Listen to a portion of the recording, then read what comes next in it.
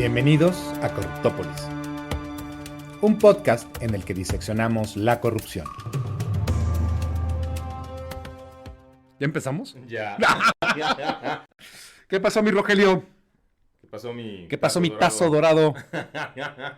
Estábamos ahí debatiendo unos temas cómico-jurídicos, económicos y andábamos de tazos dorados. Ah, sí, por supuesto. Y de ahí salió la idea, mi querido Rogelio, de grabar un programa sobre algo que me apasiona y se ha dicho muchas veces. ¿Los Pumas? Híjole, vamos, mira, ni mis Pumas, ni estás mis, equivocando. ni Sí, mis Cristian Packers. Paredes, tiene ahí su podcast, ve con él. Este no es el podcast. Un tema que me encanta, que es el uso de la narrativa. La narrativa por encima del derecho, la narrativa por encima de la realidad, el uso de los otros datos. Te platicaba en esta comida que había visto un tweet de una de las nuevas rockstars de redes sociales, analistas. Natalia Torres. Sí, a ver, queremos un Celebrity Deathmatch entre Natalia Torres y Vanessa Romero. Ok, ahí está sobre la mesa. Exacto. Aquí nosotros lo organizamos. Decía, según yo fue ella, decía, es que en este universo de la posverdad, bueno, con otras palabras, del uso de la mentira, del uso de la retórica, qué bien lo hicieron los de la Cuarta Transformación, los y las de la Cuarta Transformación. Ajá. Lograron suplir realidades con mentiras, con datos falseados. Y eso les permitió encumbrarse en el poder a un nivel tal, Rogelio, que ya no pinta bajo ninguna circunstancia el mentir. El mentir, es más, me preguntaría si todavía mienten, si todavía podríamos decir que mienten. Manipulan la realidad a un nivel tan profundo que hasta una respuesta honesta, una respuesta inteligente por parte de nosotros caería ya en el absurdo. Y ¿Me estás preguntando si el régimen miente? Ajá. Por supuesto.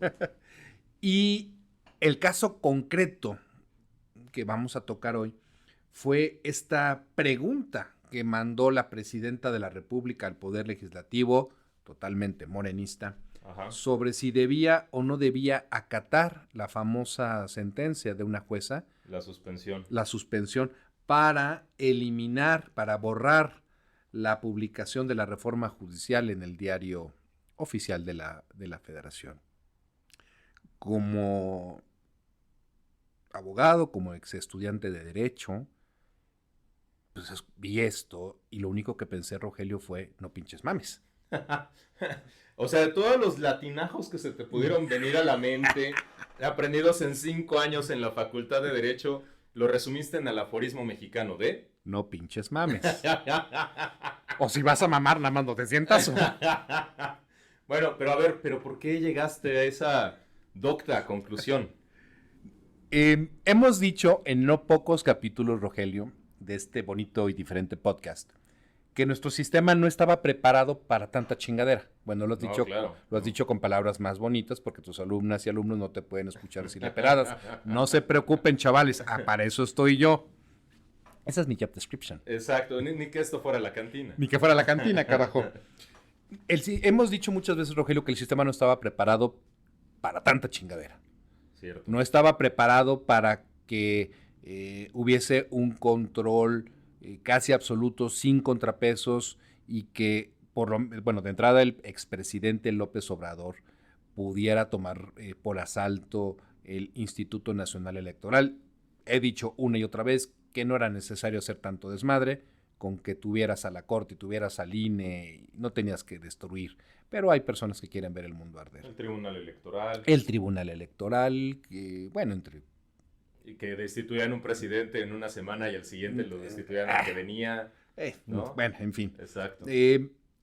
Con todo este poder lograron una sobrerepresentación.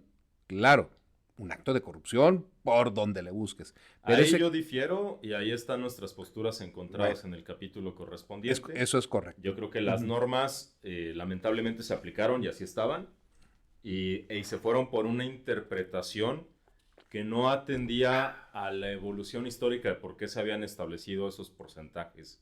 Se fueron por un derrotero interpretativo que podía estar dentro de la legalidad, me parecía poco funcional en términos democráticos, pero ahí estaba, ¿no? No puedo contigo. Hay días en los cuales, bueno, por default yo siempre he dicho que no tengo la verdad absoluta, y eso es absolutamente cierto. Es correcto. Siempre procuro escuchar al menso de enfrente. Gracias.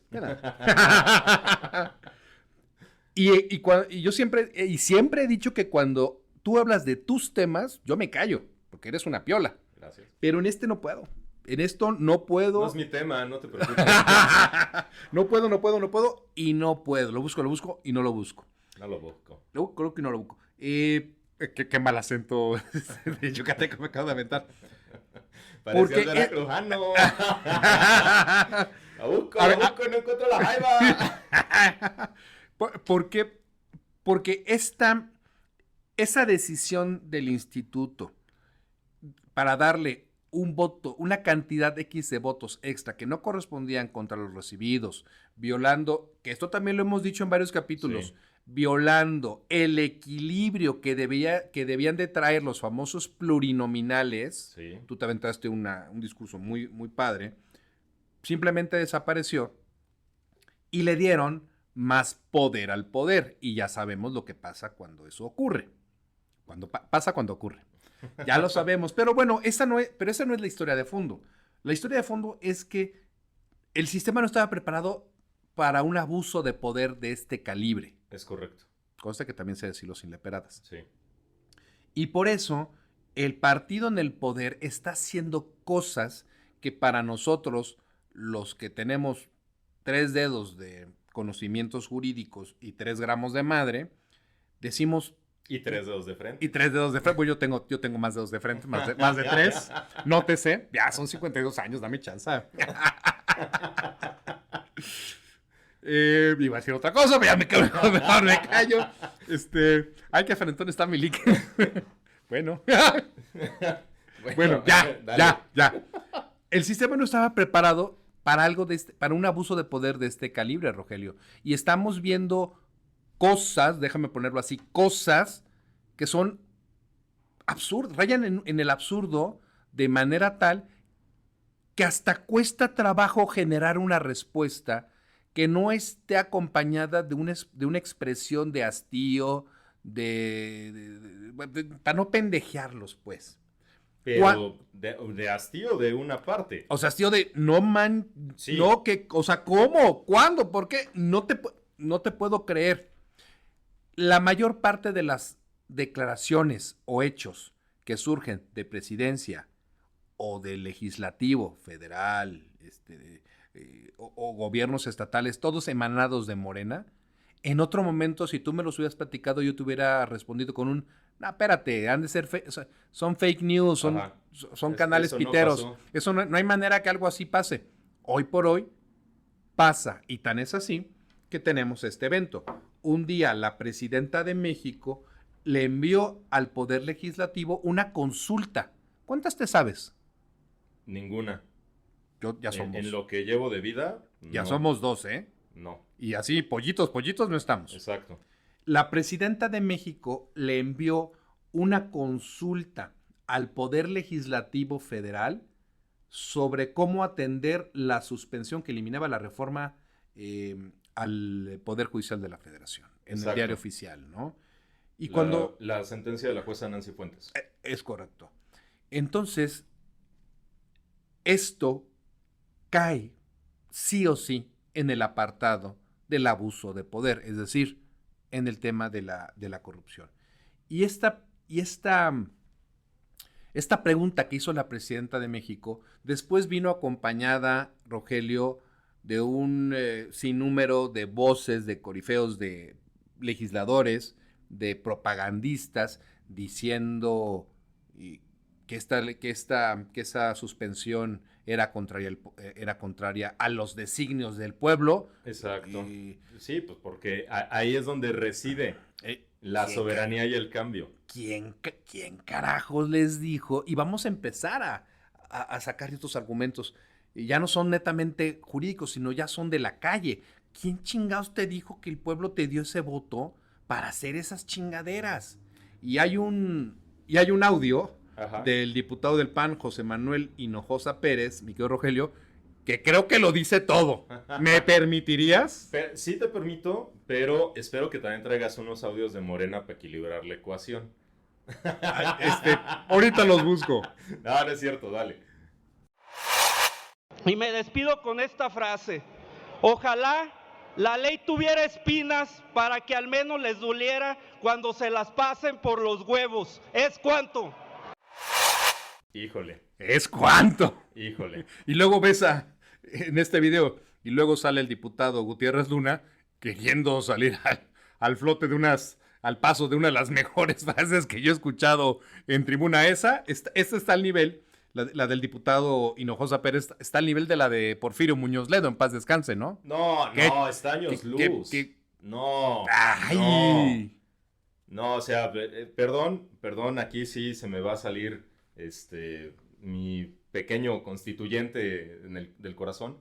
Estamos llegando a un nivel de polarización del discurso público en donde ya este tipo de expresiones en la máxima tribuna del país nos parecen, y no me lo tomes por favor, no es un tema de burla, pero nos parecen adecuadas. Y yo sinceramente creo que lo menos que podremos esperar de nuestros representantes son expresiones de ese tipo. Ahora, pero es una muestra... ¿Pero es una entre cuántas? Es que es una muestra del cansancio.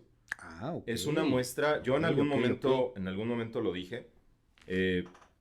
Cuando tienes un congreso en diciembre del 2018 que toma protesta Andrés Manuel López Obrador y el congreso de manera tronadora empieza a cantar "es un honor estar con Obrador", ya perdiste al Congreso como un espacio de construcción de acuerdos. Es ¿cómo se autoproclamaban?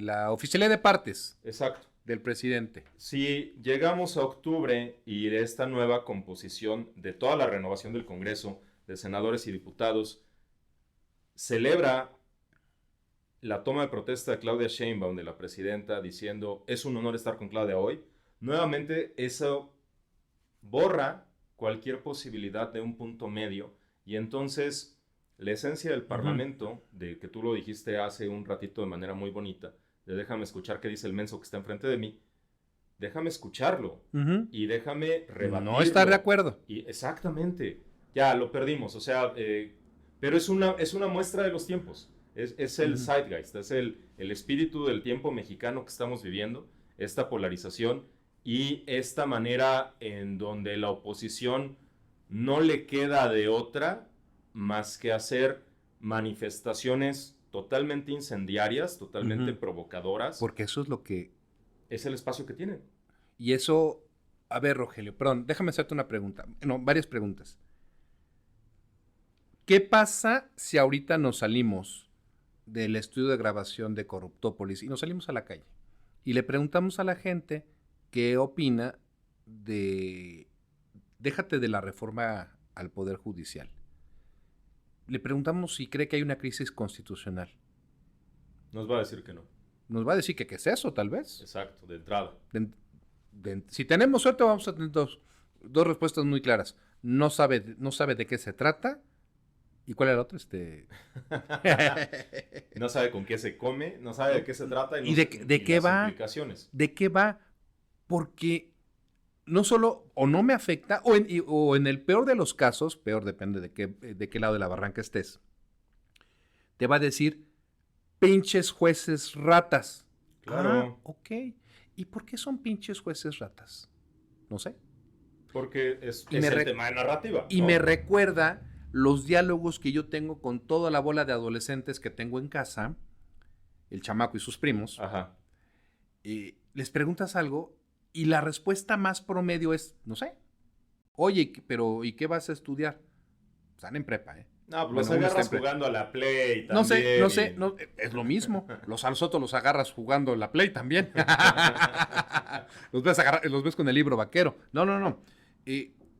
Según yo, Thomas Mann dijo, Un hombre feliz es aquel que durante el día por el trabajo y en la noche por el cansancio no tiene tiempo para ahondar en sus problemas. Y es cierto, vivimos una era en la cual nos fugamos. A ver, a ti te llega tu reporte en tu teléfono, ¿no? Sí. Al final de la semana. Has utilizado, tienes más tiempo en pantalla, tienes menos tiempo en pantalla. Nos fugamos en estos pinches aparatos. No tenemos sino 10 segundos de capacidad de retención. Los videos de TikTok cada vez son más breves, y por eso les agradecemos que escuchen casi una hora estas tarugadas, ¿no? Pero si ustedes quieren, nos la podemos aventar de Gutiérrez vivo. Si quisiesen. Pero pues hay que sacar el OnlyFans de los pies de los Minions. Veo las respuestas de los chavos y lo único que veo es, no sé, es un eterno no sé. Oye, está muy bien. ¿Y por qué no sabes? Pues porque no tienen interés en complicarse la vida, porque lo que tienen ahorita es el partido de fútbol, lo que tienen es el capítulo del nuevo youtuber, tienen lo que tú me mandes. Y eso no es ni remotamente, Rogelio, diferente a los distractores, al Soma, para quien haya visto cuando el destino nos alcance. Ok. No, está bien. Diferente fuente, mismo concepto. Bueno. Yo dije Aldous Huxley, Un Mundo Feliz. Tú dijiste Cuando el destino nos alcance. Bueno, Aldous Huxley, Cuando el destino nos alcance, y todas las películas post-apocalípticas. La gente lo que quiere es un distractor, quiere una droga, quiere la nueva droga que les permita evadirse de un trabajo sin futuro, con 3 pesos para sobrevivir, en una zona pinchurrienta de la ciudad donde vivan. Lo que quieren es fugarse y por lo tanto no van a saber lo que es una reforma judicial, pero peor aún, no van a saber, te van a responder jueces, pinches jueces ratas, ganan mucho dinero. ¿Cuánto ganan? ¿Qué hace un juez? 700,000. ¿Te consta? El ministro. ¿Cuánto ganan? 700. Renuncia a tu haber de retiro. Pero, a ver, es que lo que tú estás planteando tienes mucha razón. Solamente me gustaría poner 3 cosas o 3 temas sobre la mesa para ir abordándolas y tener un hilo conductor. La primera es esta, que me parece buenísima, que mencionas que es la consulta, que no sé de dónde diablos se la sacaron, que hace la presidenta al Congreso de la Unión y obtiene respuestas diferenciadas, y ahorita digo por qué. Por favor. La segunda es esta cuestión en donde, derivado de lo que acabas de mencionar al inicio, de la sobrerepresentación, lo que hace el órgano legislativo dominado por Morena, controlado por la coalición gobernante, es reaccionar de inmediato y decir, vamos a hacer reformas de inimpugnabilidad de la Constitución. La famosa supremacía constitucional. Exacto. Totalmente equivocada, porque están orientándola hacia otra cosa, ¿no? Pero bueno. Y ese más bien debió haber sido el tercer punto, porque el segundo punto es algo que está en medio, que es la resolución el proyecto de resolución, el proyecto de sentencia del ministro Alcántara Carranca, que resuelve las acciones de inconstitucionalidad y que, por tanto, en consecuencia de eso, es que viene la reacción por parte del legislativo para cambiarlo, para tratar de impedir. Ahora, me regreso. Tratándose de esta consulta, hubo una respuesta diferenciada por parte del legislativo, porque en el Senado de la República lo sometieron a votación del Pleno.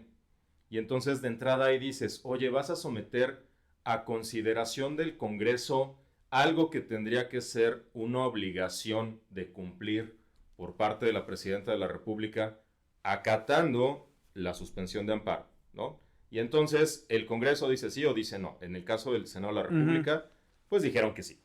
Pero en el caso de la Cámara de Diputados, el presidente de la mesa directiva, el diputado Sergio Gutiérrez Luna, ¿un caso? Ni siquiera lo somete a consideración del Pleno. Le responde a la presidenta, claro que no. Claro que no. ¿Por qué? Porque soy el presidente de la mesa directiva. Oye, compadre, pero aún jugando bajo tus reglas de esta de la consulta. Tendrías que a nuestros pares. Exacto. Tú eres presidente de la mesa directiva, no eres la Cámara de Diputados. O sea, mínimo ten 3 gramos de no eres el consejero jurídico, que no le tiene que rendir cuentas al resto del órgano. Así es, o sea, ve y somételo a votación. Entonces, bueno, total. Pasa esto, lo someten a votación. Dicho sea de paso, un paréntesis. Ahí hay un tema dentro de la Constitución que es una facultad reservada al Congreso, que es la de intérprete auténtico de la Constitución, que yo auguro que más adelante nos va a meter en problemas porque justo en este modelo en donde la Corte no tiene, partiendo de la idea de que la Corte no tiene facultades para interpretar, el único intérprete entonces es el Congreso como depositario. Está sonando durísimo como Ricardo Monreal. No. Me preocupas, Rogelio. No. Te vamos a anexar ya, ¿eh? Te estoy diciendo lo que va a pasar. Así como en Rogelio Pitonizo. Zaratustra. Así como en Corruptópolis dijimos que el grave problema en las ejecutorias de las suspensiones era que para la 4T la Corte era ilegítima y por lo tanto no tenían que obedecerla. ¿Y por qué era ilegítima? Pues porque no proviene de los 36 millones de votos. Exacto. O 34, no sé cuántos. Bueno, ok. ¿34? ¿36? Pónganlo en los comentarios. No provienen de esta masa.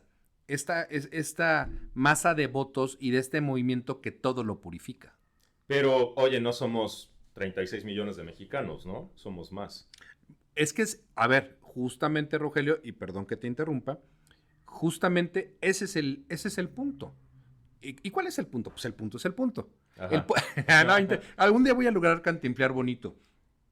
El uso de la narrativa. Cuando la presidenta dice, es que tenemos 34 millones de... Vamos a dejarlo en 34. Ajá. Tuvimos 34 millones. Híjole, hay cualquier cantidad de respuestas. Empezando por, pues hay otros tantos millones de mexicanos, mucho más que 34, que ni siquiera o no votaron por ti o no votaron a secas. Uh-huh. 1, 2, esos 34 millones es la voluntad popular. No, simplemente te dieron el encargo.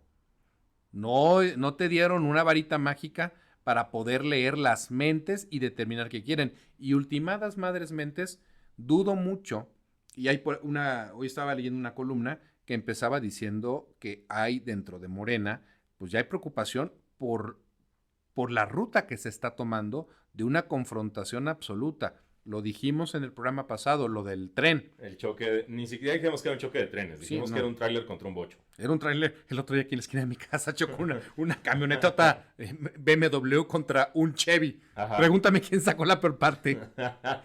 El Chevy como si nada. ¿Ah, sí? Ah, bueno. El Chevy como si nada. Pero bueno, ese es el gran problema. Esta narrativa. Yo tengo miles de... y aunque los tengas, ¿eso qué? Eso no te da chance para estar llevándonos a esta crisis constitucional. Es que en este tema de la crisis constitucional, y yo lo que quería, o lo que quiero, tengo como objetivo hacer reflexión en este programa. Dale. Es el poder explicar en dónde verdaderamente reside el poder en este choque entre un tráiler y un bocho. ¿Dónde reside el poder? Y en esta parte de dónde reside el poder, lo que... Hay dos teóricos a los que voy a ocupar. Uno no les va a gustar, que es Carl Schmitt, que fue uno de los teóricos favoritos de un régimen totalitario como el de Adolf Hitler. No, pero úsalo, porque eventualmente vamos a hablar de la norma, de la legislación que sacó Hitler. Exactamente. Entonces, venga. Carl Schmitt decía que soberano es aquel que tiene la capacidad de decidir dentro de un estado de excepción. Uh-huh. ¿Quién va a ser el soberano cuando el Poder Judicial diga, si supongamos que votan la acción de inconstitucionalidad y demás, y entonces diga, esto es inconstitucional, ¿quién les va a hacer caso? ¿Quién va a ser el soberano? Y el soberano, lamentablemente, y esta es una de las razones por las cuales el Poder Judicial es un poder contramayoritario, porque es alguien que no tiene ni la espada, ni tiene la bolsa del tesoro. Uh-huh. Eso de la espada y la bolsa del tesoro está en un peso o en un arreglo de balances. Legislación habilitante, ya me acordé. Perdóname, la de Hitler, ya. Está en un arreglo de balances entre el poder ejecutivo y el poder legislativo, que pertenecen a la misma coalición gobernante. Entonces, ¿quién va a decidir al final del día?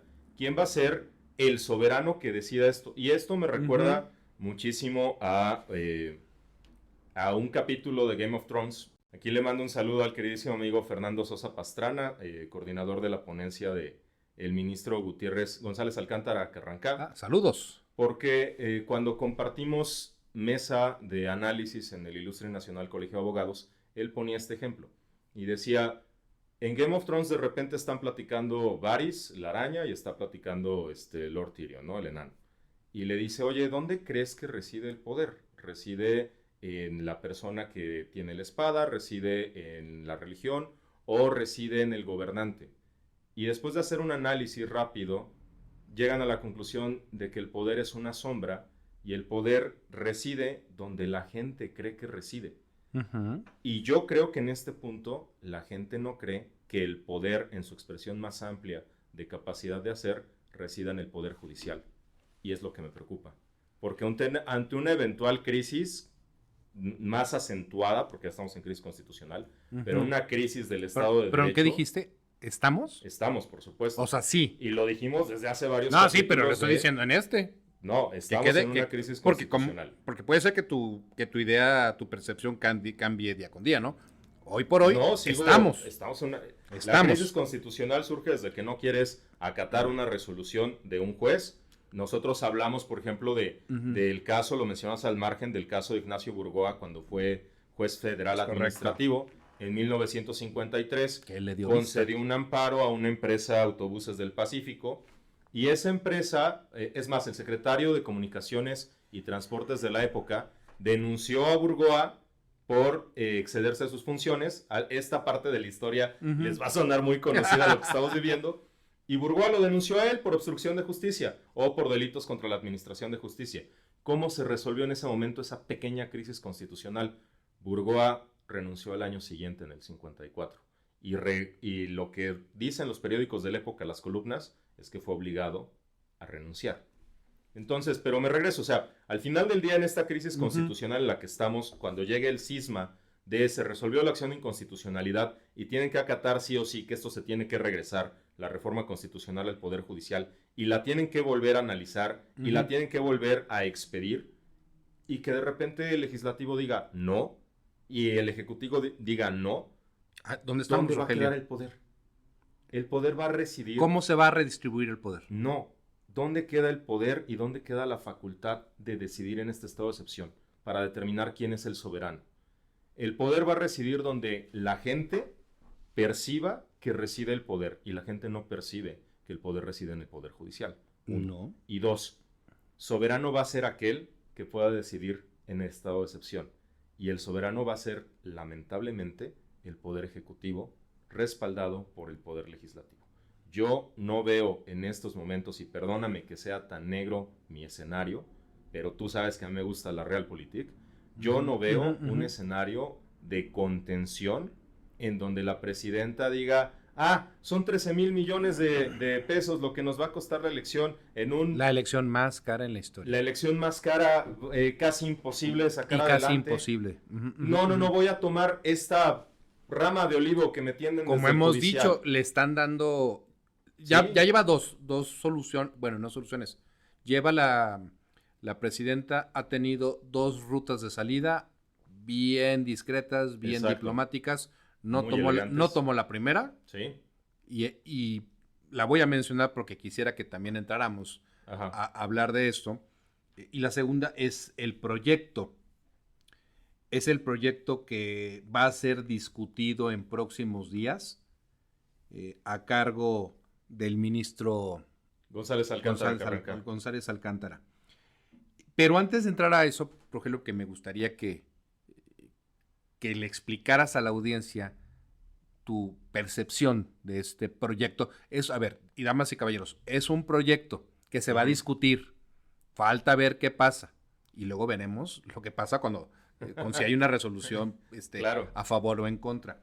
Pero este es el disclaimer, ¿no? Es el disclaimer. Estamos a horas de que se vota y que se vota en Estados Unidos también, ¿eh? También es otro factor. Dos elementos importantes. Durísimos, claro. Pero además, antes de que entres eso, déjame decir algo respecto de la percepción de los jueces. Me encantó lo que dijiste. El poder está donde la gente cree que está. Palabras más, palabras menos. Y lo que tenemos ahorita es, lo que priva en este momento es un concurso por quien se truena la declaración más estridente. Porque eso es lo que vende. La semana pasada, una otrora escritora, Sabina Berman, tuiteó que ella sobornó a un juez posteriormente a que la contraparte lo había sobornado. O sea, el juez supuestamente recibió 2 sobornos. Creo que por 200,000 pesos es el soborno Así es, de ella. 200,000. Y obviamente no pude evitar, no pude dejar ir la oportunidad para ponerle un RT con comentarios de, miren, Sabina está aceptando en público la comisión de un delito, la posible comisión de un delito, ¿no? Ya luego nos meteremos en problemas, si fue soborno, si fue extorsión, va. Pero veo las respuestas al tuit de Sabina y las respuestas al tuit mío. ¿Y cuáles crees que son, Rogelio, las que privan? Las mentadas de madre. Claro, y diciéndote que no entiendes a favor la realidad. Sí, porque pinches jueces putos. Y me voy a permitir leer un mensaje de un usuario que bloqueé. Si usted quiere interactuar en Twitter conmigo, por lo menos, las reglas son muy claras. Yo aguanto vara, pero en cuanto utilizan una grosería, en ese momento, block, adiós, no me interesa. ¿Por qué? Porque es la misma regla que aplico en la vida real. O que se metan con la familia, ¿no? Si no O que Simona la cacariza. Hay un cuate, me voy a ahorrar la arroba. Y otras cosas que tiene el güey. Pues bien merecido, así, literal, pues bien merecido se lo tienen por violar actos que nos les corresponden. Puntos suspensivos. Que dictadura, ni que dictadura, y lo digo así porque no le ponen acentos, que dictadura ni que dictadura, coma, mis polainas, coma. Ojalá fuera para que ni tú ni nadie fifí pudieran expresarse ya. A su perra madre, exclamó Pu. Y esto, Rogelio, es lo que más miedo me puede dar. Estas expresiones, no de este pobre pendejo, no, claro, sino de 5,000 pobres pendejos como este que me dicen, ojalá ni tú ni nadie fifí pudieran expresarse. Y eso es lo que me preocupa, eso es lo que me tiene aterrado de Pero eso juega desde los dos lados, o sea, por eso te decía que no me gustan ese tipo de expresiones dentro de la máxima tribuna del país, porque el discurso polarizador tan es gritar de un lado, improperios, y no reconocer a un interlocutor valioso en la otra persona que está frente a ti, como también del otro lado, ¿no? De decir, de aquí para allá, pinches chairos. Tampoco me gusta la palabra, yo no la uso. ¿No? Ni de aquí para allá, ni de allá para acá. ¿Y qué va a terminar? Con eso cierro para que ya entremos a la cuestión del proyecto del ministro Alcántara. ¿Qué va? Digo, es que esto es tan complicado, Rogelio, pero bueno. ¿Qué es lo que estamos viendo? Odio sistemático. Y yo decía, parece que es una competencia por quién se avienta la declaración más estridente. Digo, a nivel de tuiteros de a pie, gente que no sabes quién carajos es, o personajes como Andrea Chávez en tribuna, o propagandistas como esta mujer Sabina Berman, o 50 o 60. Pero lo que más, Rogelio, me preocupa de esta situación es que bajo este nuevo régimen, estas nuevas reglas, y lo ha dicho gente muchísimo más instruida que un servidor, el gran riesgo es que mañana pueden decir que aquellas personas de tez blanca o morena, o tatuados, o sin tatuar, o que le vayan a la América, o que traigan zapatos de piso, o que traigan tacones, la estupidez que tú quieras, Rogelio, ciertas personas no tienen derecho, le vamos a quitar el voto. Muy al estilo romano. ¿Tú crees? A ver, estoy poniendo un ejemplo verdaderamente idiota, porque así es como se aprecia más. Pero quieras aterrizarlo, ¿cuál ha sido el ejemplo más clásico, Rogelio? El aborto.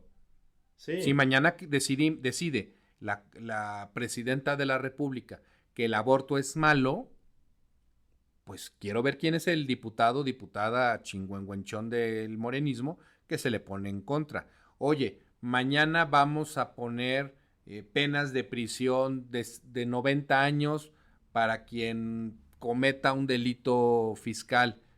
Pueden hacer con la legislación lo más absurdo, y por eso el ejemplo... Aunque las multas ya no sean excesivas ni confiscatorias, ¿no? Oye, te puedo tablear, te puedo bajar los pantalones y tablearte en el Zócalo. ¿Qué dice la Constitución? Las penas inhumanas, ¿no? Exacto. ¿Están? Trascendentales inhumanas. Están prohibidas. Bueno, ¿y quién te dice que sí? Porque, Rogelio, tú el capítulo pasado, y hasta aquí la dejo, tú el capítulo pasado Ajá. dijiste algo de fondo, que estábamos hablando en cierto momento de las medidas tomadas por el presidente de El Salvador, Nayib Bukele. Sí. Dijiste 2 que 3 cuestiones de muchísimo fondo. ¿Qué pasó para que él tuviera que llegar? Ah, pues un descontento. Ah, ok. Pero también eso le dio una supermayoría. Pero también que el país estuvo a punto de ser declarado estado fallido. O sea, la tormenta perfecta. Y él, para salvar, entrecomillado, al país, ¿qué hizo? Un régimen dictatorial. Oye, llenó las cárceles de maras. Y tú mencionabas, qué imagen tan poderosa verlos llegar en calzones blancos. Pues sí, que es lo primero que haces con un enemigo, lo deshumanizas. Claro que te los voy a mostrar en calzones blancos y te los voy a mostrar en cuclillas. Quiero provocar terror. Ese escenario en El Salvador se logró gracias a una supermayoría que obtuvo el presidente Nayib Bukele. Yo me imagino que en este momento puede pasar algo similar. El 1 de noviembre, la primera plana del Universal consignaba: FGR investiga jueces por dar suspensiones contra la reforma judicial. No la chingue. Estamos frente a un escenario tan peligroso. Es tan peligroso porque corremos el riesgo de que mañana gente como Monreal, gente como, se me fue el nombre del presidente de la Gutiérrez Sergio Luna, Gutiérrez, como todos los fans from hell, personas que ya rayan en el fanatismo, saquen una propuesta que auténticamente sea violatoria de derechos humanos. Y por eso es importante tener a un poder judicial fuerte, integrado por mujeres y por hombres que llevan literal una vida entera dedicada al estudio jurídico, pero al estudio de cómo diablos debe de ser la impartición de justicia. Por eso creo que es importante también que nos platiques tu percepción del proyecto que trae el ministro. Perfecto. Nada más vamos a darle 2 pasos para atrás. El primero es, la consulta que dijiste para mí es un acto contrario a derecho. Para ti, ¿estás de acuerdo? Estoy. Totalmente de acuerdo. Es decir, Estoy. los dos que estamos hablando aquí como abogados Estoy. vemos ese acto que es que el presidente de la República consulte a las 2 cámaras del Congreso de la Unión si tiene o no tiene que cumplir una suspensión de amparo, y decimos, esto se está yendo al diablo, ¿no? No obstante que acabas de decir que tiene facultades el poder de interpretación. Interpretación. Pero eso no significa que estamos interpretando una sentencia, no la nada. Constitución. Para nada. Luego, refiriéndome al proyecto de resolución a las acciones de inconstitucionalidad. De entrada, un saludo, además de a mi amigo Fernando Sosa Pastrana. También Fernando, qué favoriteado andas hoy. A Daniela Carrasco. No, 2 personas que conocí. Sí, llevas 2 saludos para él. 2 personas que conocí y que creo que hicieron un estudio muy profundo en un proyecto de 366 páginas sobre la acción de inconstitucionalidad. Y que la gente lo está mencionando como, sí, el proyecto. No, pero bien es complejo. Pero bien lo dice el doctor Tito Garza Onofre. O sea, en una época en donde todo lo chatgpteamos, pues metes el documento al chat y te da ahí un resumen. Que quién sabe si... Exactamente, y que ni siquiera... Porque tú también lo dijiste, tenemos un attention span, un foco de atención tan corto que no nos vamos a meter a las profundidades del proyecto a analizarlo. Fíjate que el fin de semana escuché una frase que me gustó mucho. La historia, si bien... Yo te quiero. No. Si bien la historia no se repite, sí rima. Exacto. Perro. ¿Y esto por qué lo saco a colación? Porque estaba revisando una parte de antecedentes históricos de la reforma constitucional al Poder Judicial de 1934, donde querían que los ministros duraran 6 años, y había un tema de narrativa en donde también se consideraba que los jueces eran corruptos, y también se consideró en los 50s que los abogados abusaban del amparo. Es decir, estas cosas que tenemos como ejes rectores de la narrativa del partido en el gobierno ya las habíamos visto antes. Y después hay otras reformas, por supuesto, en materia del Poder Judicial, pero así de profundas está la de 1994, la de Ernesto Zedillo. ¿Cómo le llaman? El cedillazo ahora. El cedillazo. Que ni saben qué es, pues. No, porque no solo sacó jueces. No, claro. O sea, también implementó... Le dio mayor las acciones de inconstitucionalidad. El Consejo. Y dio una mejor regulación de las controversias constitucionales y estableció un Consejo de la Judicatura que después el mismo presidente en 1999 tuvo que acotar a través de otra reforma para que quedara bajo el dominio de la Corte, pero fortaleció el Poder Judicial en su conjunto. Tratándose de la acción de inconstitucionalidad, hay una parte en la que me quiero detener, que son las violaciones al proceso legislativo. Ahí no comparto tanto el criterio de estos queridos secretarios de Estudio y Cuenta. Lo hacen muy bien, hacen una exposición muy detallada. ¿Qué es las violaciones al procedimiento legislativo? Lo que quiere, lo que ha dicho la Corte, es que hay violaciones que son de tal naturaleza y trascendencia que van a invalidar el proceso legislativo, y hay otras que por no ser de esa importancia y trascendencia no le invalidan y por el contrario se convalidan a través de la votación. Metes, para que la raza de a pie lo entienda, Rogelio, meten el pie en el proceso de promulgación de leyes a nivel tal que las vuelve ilegales. Exactamente. Espero haberlo dicho en español muy... Entre esas está, por ejemplo, el que falte el quórum y demás. No me agrada, hay una parte donde la Corte ha sido muy puntual en decir que el proceso legislativo conlleva un proceso deliberativo y que todo eso influye en la calidad democrática de la decisión y que requieres plazos para reflexionar sobre lo que estás legislando, de tal manera que cuando emitas tu voto parta de un conocimiento informado de que conoces la reforma y sus implicaciones. No me gusta cómo lo resuelven en el proyecto porque se basan en un tema de hecho notorio. Y creo que... ¿No me gusta, dijiste? Sí, así lo dije. Lo dije con respeto, me aparto de lo que ellos hayan resuelto, pero también entiendo el sentido de por qué lo hicieron, y a eso voy. Me aparto porque parten de una idea de hecho notorio y porque además creo que cuando se trata de una iniciativa que presenta el presidente de la República en el último año de su gobierno y que va a ser afectada el siguiente año del gobierno de la siguiente presidenta, con un cambio de legislatura, creo que la intensidad del análisis tendría que ser mucho más elevada. Es decir, la Corte no tendría, o mejor dicho, el Congreso de la Unión, tendría que hacer un análisis más acucioso de lo que hicieron en la legislatura pasada, porque lo que van a aprobar en esta legislatura, que quedó el dictamen pendiente, va a ser la forma en cómo va a quedar constreñida toda la administración pública, todos los poderes públicos, a través de una reforma de esta naturaleza. Y sin embargo, no se hizo así. Sin embargo, lo que propone el proyecto es, no hay violaciones al procedimiento legislativo, y la razón por lo que lo propone es porque creo que esta es una solución muy elegante. Se le ha dicho que es una es el segundo momento para Claudia, ¿no? La segunda oportunidad. Sí, exacto. Se ha dicho que es una solución salomónica, y en esa solución salomónica es el decir, ok, sí a la elección, pero solamente de ministros y de los integrantes del tribunal. Porque electoral. No podemos opinar sobre nosotros mismos. Hacen un ejercicio de autocontención, dicen nosotros nos vamos, no vamos a ser quienes digamos o decidamos si esto es constitucional o no, adelante, nos vamos, que es parte de lo que se ha hecho. Por ejemplo, si tú revisas los transitorios de la reforma constitucional del Poder Judicial de 34 y de 1994, los transitorios son tajantes. Los ministros terminan su encargo al 31 de diciembre de este año y el 1 de enero comienzan los siguientes ministros. Acá tenemos nosotros un espacio muy amplio entre la salida de los ministros actuales y la entrada de los ministros por elección popular.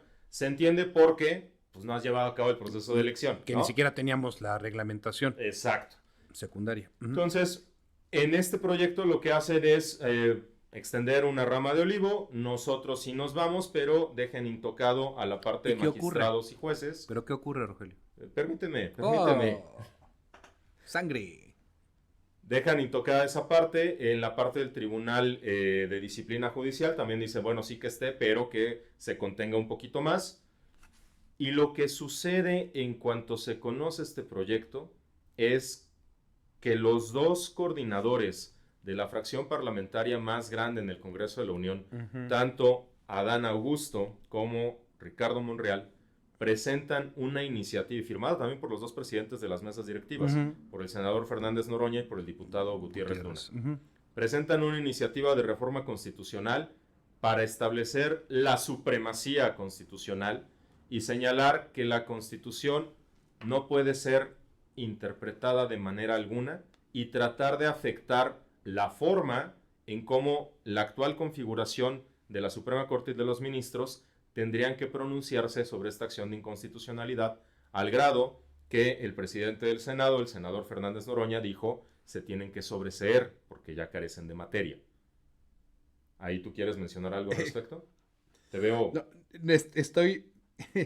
es que estaba buscando un audio porque a veces eso creo que es lo más mejor para poder demostrar lo que está ocurriendo, ¿no?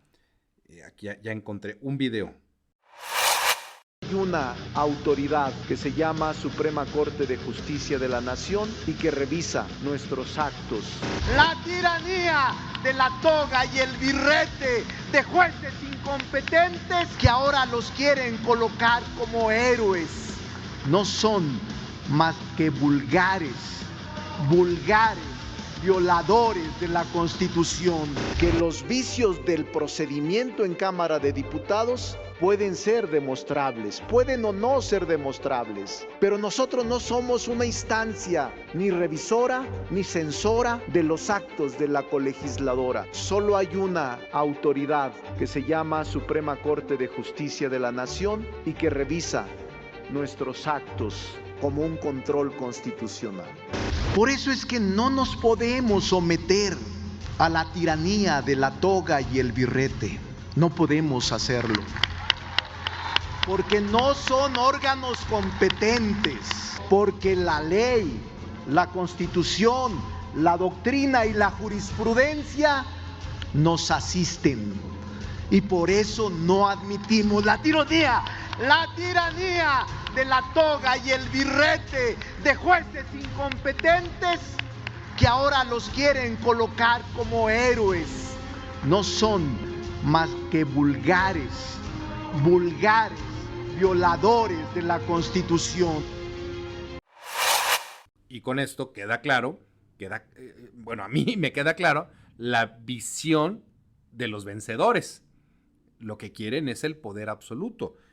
No me importa lo que ustedes piensen, pero porque lo único que aplica es la visión de nosotros que tenemos el poder.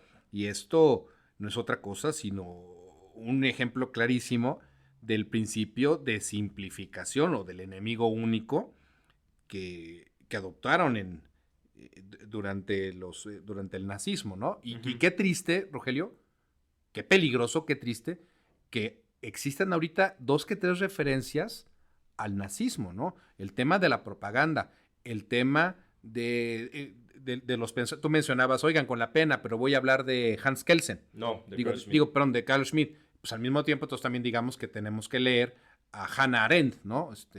Claro, la banalidad. Siempre hay manera de equilibrar esto, ¿no? Las leyes habilitantes de Hitler, bla, bla, bla, bla, bla.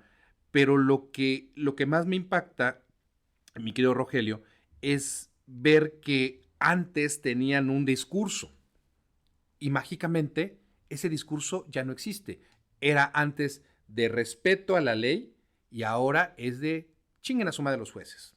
El otro tema que está dentro del proyecto y al que me gustaría que pudiéramos analizar es una idea que ya habíamos expuesto en el podcast, que era el tema de las cláusulas pétreas o las decisiones políticas fundamentales. Y lo que señala el proyecto justamente es eso. Oye, a final de cuentas, aunque el texto constitucional no tenga de manera expresa, como sí lo llegó a tener, por ejemplo, la Constitución me parece que fue la de 1824, que sí tenía cláusulas pétreas expresamente, la Constitución actual, dice el proyecto, tiene cláusulas implícitas, y entre esas cláusulas implícitas está la parte de ser república, la parte de la división de poderes y la parte de independencia judicial. Y justamente por eso puede la Suprema Corte, como Tribunal Constitucional, revisar la constitucionalidad de las reformas a la Constitución, que es algo que se ha dicho, es que eso la Corte no lo puede hacer.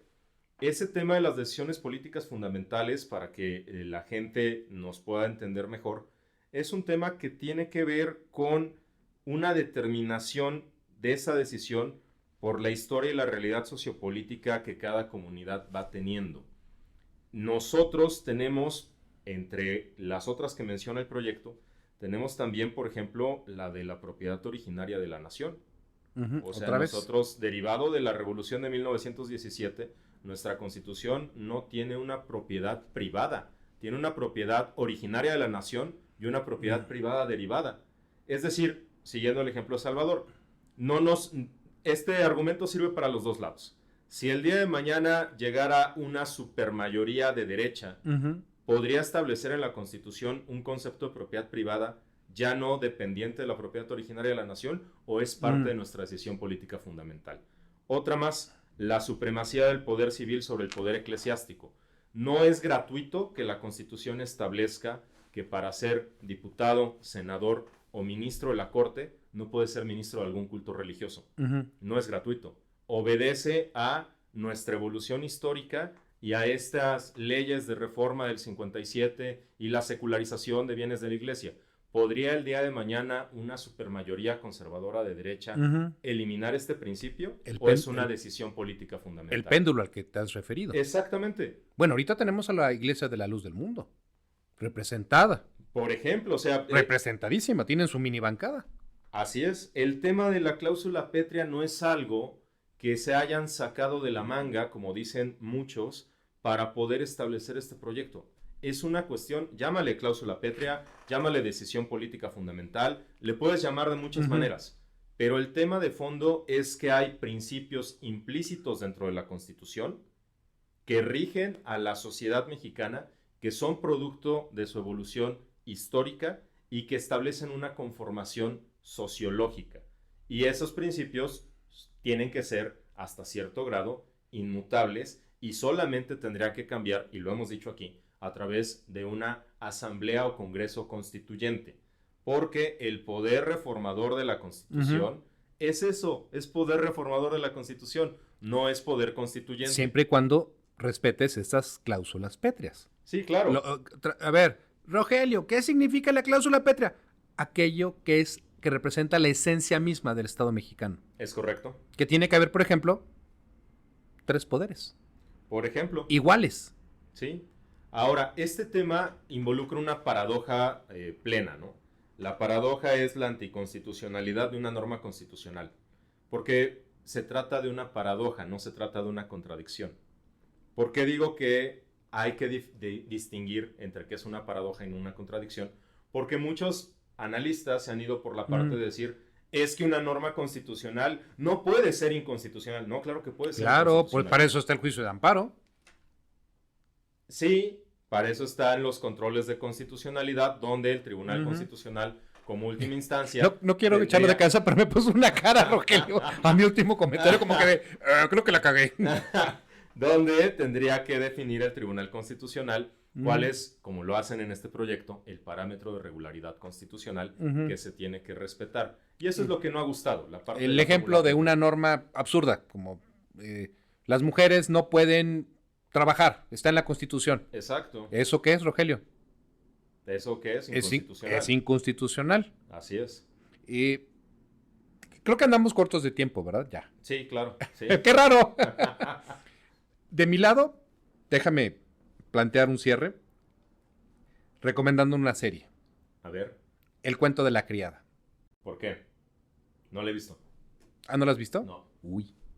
¿Neto? Pues uno se pone a leer reformas constitucionales del 34 y del 94. Uno degusta leer un proyecto de sentencia de 300 hojas con un padre quino y un queso manchego. Exacto, un caperucita. El cuento de la criada o The Handmaid's Tale Voy a intentar recordar, es que creo que está en diferentes plataformas, búsquenlo.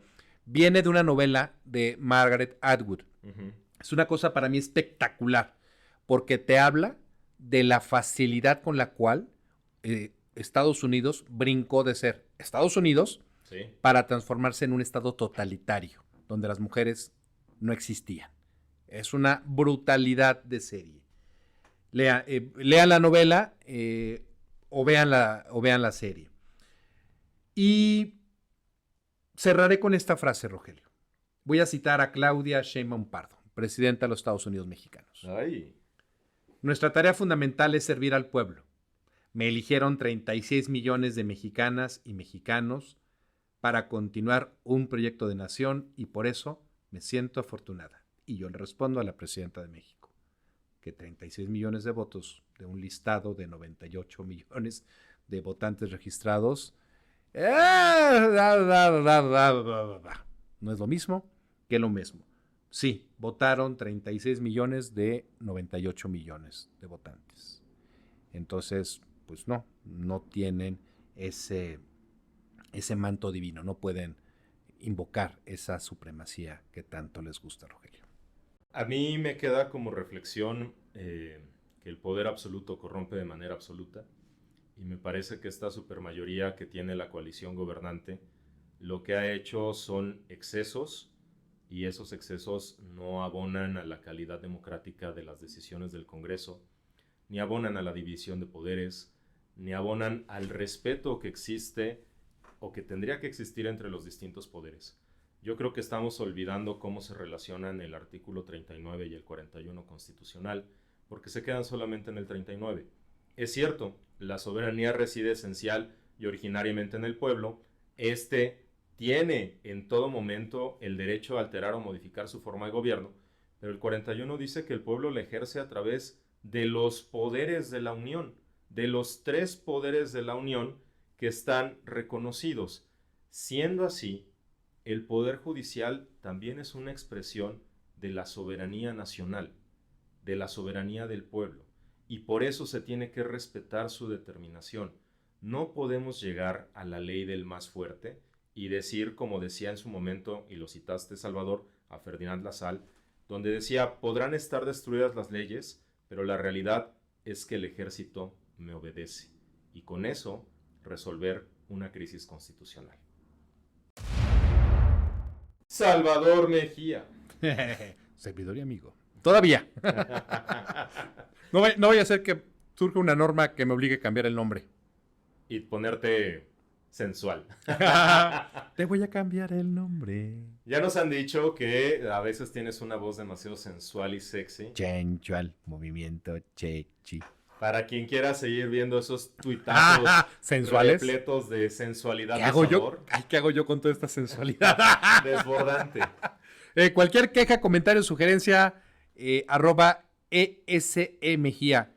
Y Rogelio, quien quiera mandarte Gomitas de CBD. gomitas de CBD. ¿Ladrón de?